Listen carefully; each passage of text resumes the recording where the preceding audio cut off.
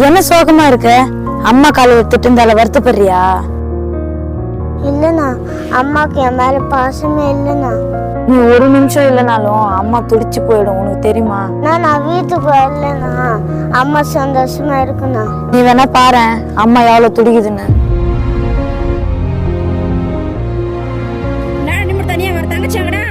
தங்கச்சி அவங்க கூட வரலையம்மா? என்னடா அப்படி பொறுப்பு இல்லாம பேசுற? வீட்டுக்கும் வரல, உங்க கூட வரல, எங்கடா போனாவ? அண்ணே அண்ணே, எங்க பாப்பா பாத்தீங்களா அண்ணே? ஐயோ, குழந்தை எங்க போச்சுன்னா தெரியல, இது வரைக்கும் வீட்டுக்கே வரலையே.